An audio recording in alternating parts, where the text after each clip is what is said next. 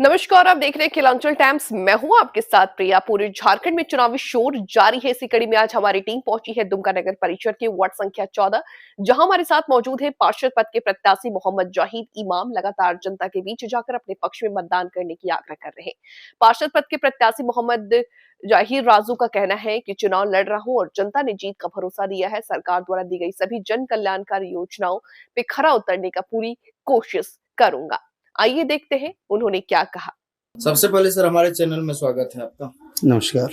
क्या मुद्दा है इस बार चुनाव लड़ने का?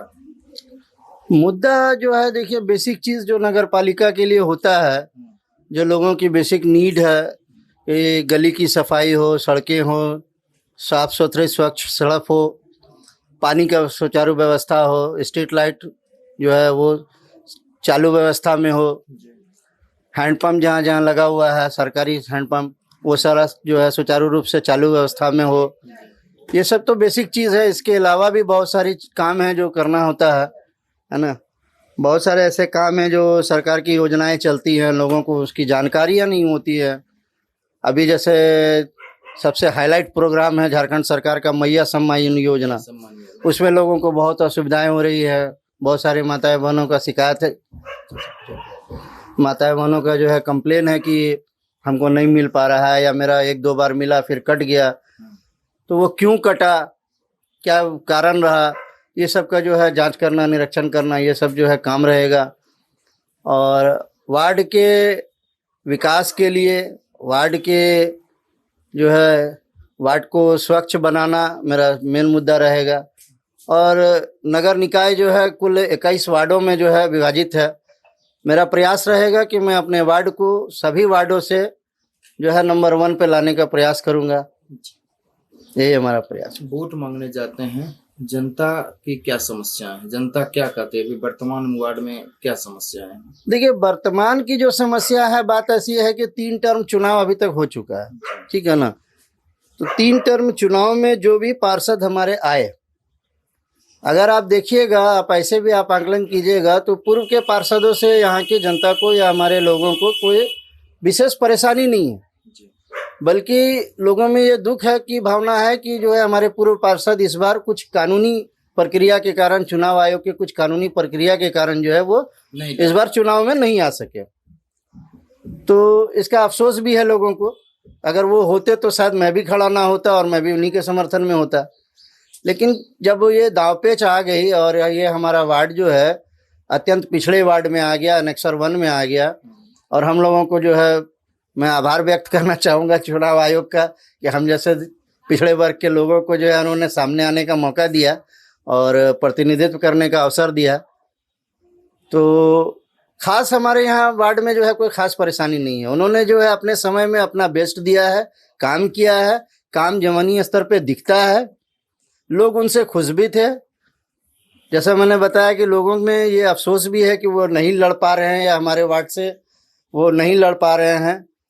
तो बस एक अवसर मिला है, इसलिए हम इस अवसर से जो है चाहते हैं, लोगों से, जनता से प्यार आशीर्वाद मांग रहे हैं कि हमको जिताए। एक बार हम लोगों को अवसर मिला है और मैं उनके जो है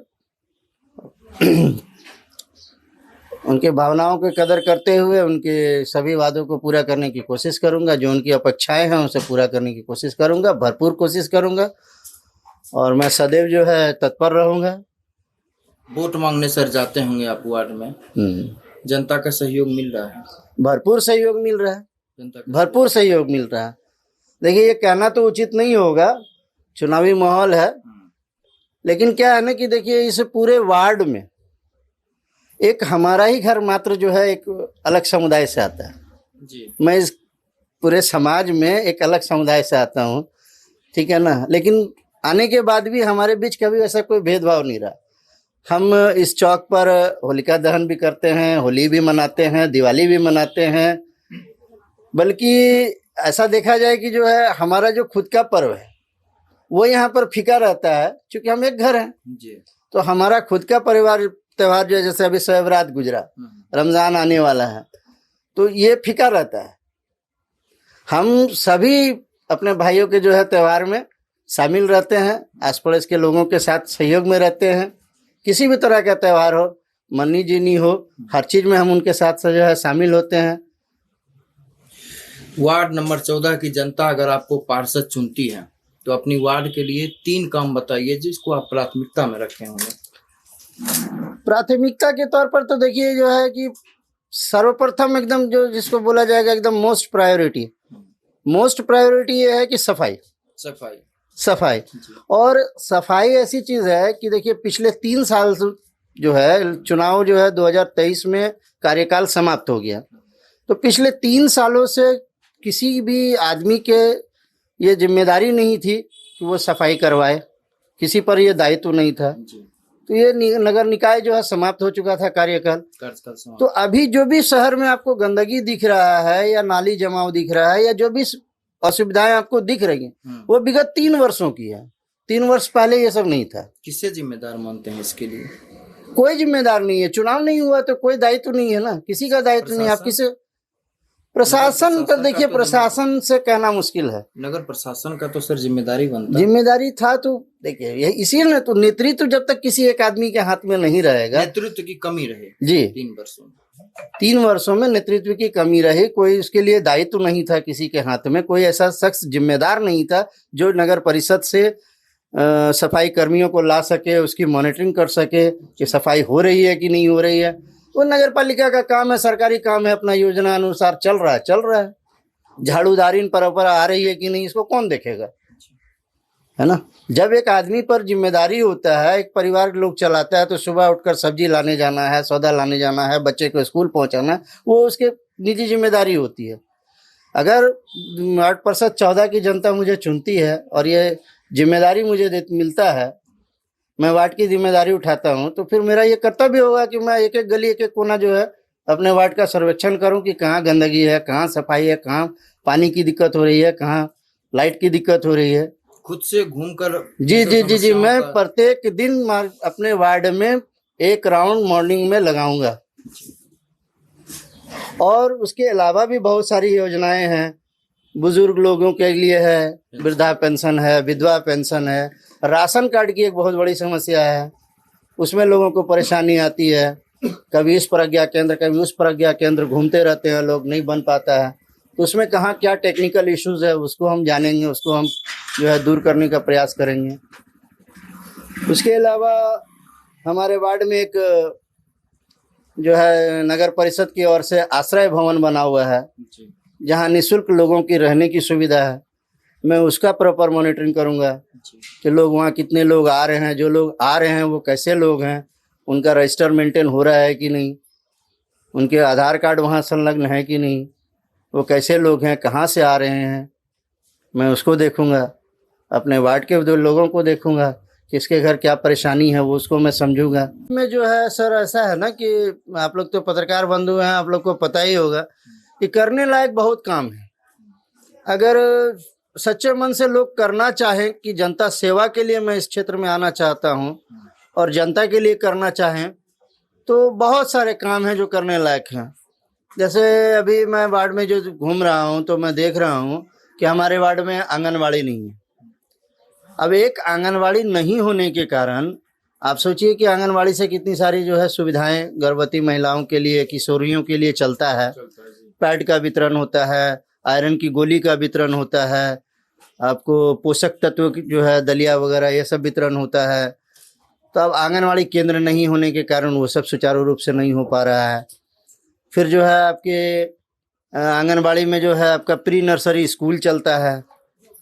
प्राथमिक शिक्षा में तो लोग 5 साल 6 साल के बाद आते हैं, है ना। आजकल एक चला हुआ है सिस्टम है प्री नर्सरी, तो एक आंगनवाड़ी शिक्षा केंद्र होना जरूरी है।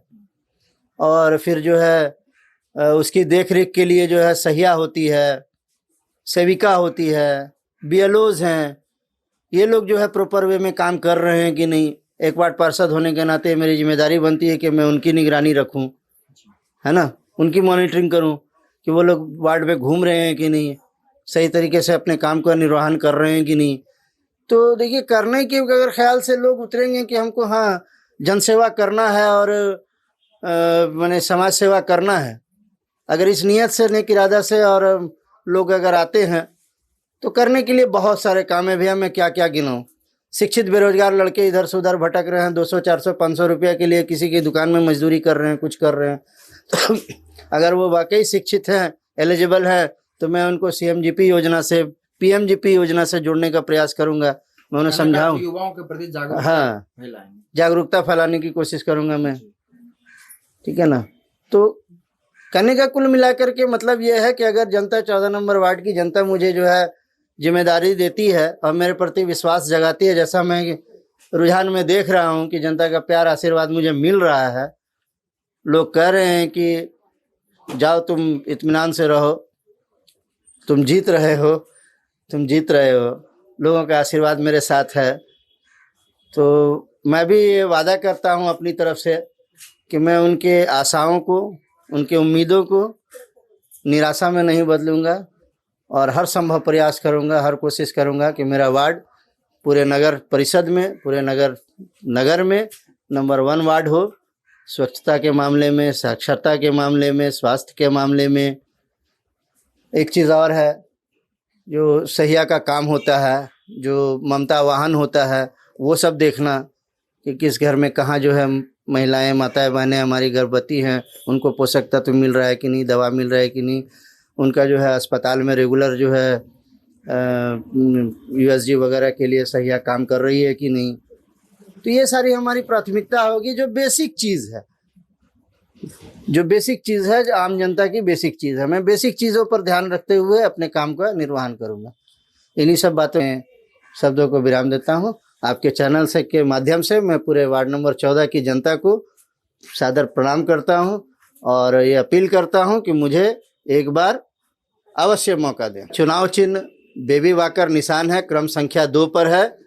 और विशेष रूप से मतदाताओं को मैं ये बताना चाहूँगा कि आप ये ध्यान रखें कि इस बार बैलेट पेपर से नहीं, बल्कि मशीन, EVM मशीन से नहीं, बैलेट पेपर से जो है चुनाव हो रहा है।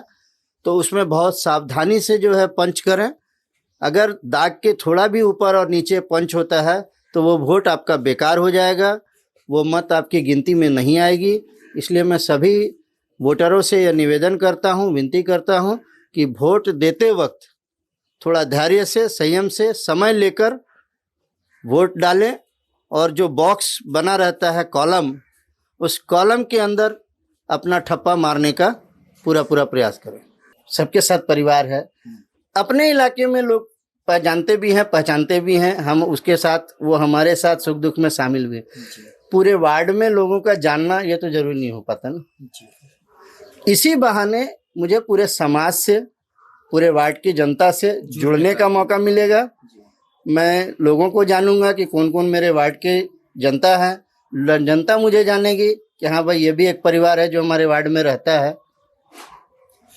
सुरक्षा, आपका वार्ड जो है एक व्यावसायिक वार्ड है जी, सुरक्षा के लिए कुछ सोचे हैं? जी बिल्कुल है, किसी प्रकार का क्राइम ना हो। जी जी जी बिल्कुल। क्या सोचें?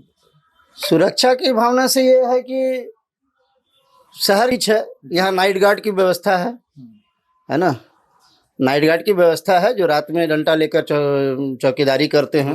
विजिल पर मॉनिटरिंग करूंगा कि वो रेगुलर आ रहे हैं कि नहीं। वार्ड नंबर 14 की जनता से क्या अपील करना चाहेंगे?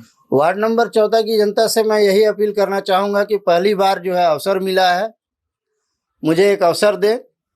मैं भी इसी वार्ड का बच्चा हूँ, यहीं पैदा हुआ, यहीं पला बढ़ा, यहीं दुमका के जिला स्कूल से मेरी प्राथमिक शिक्षा और उच्च शिक्षा हुई।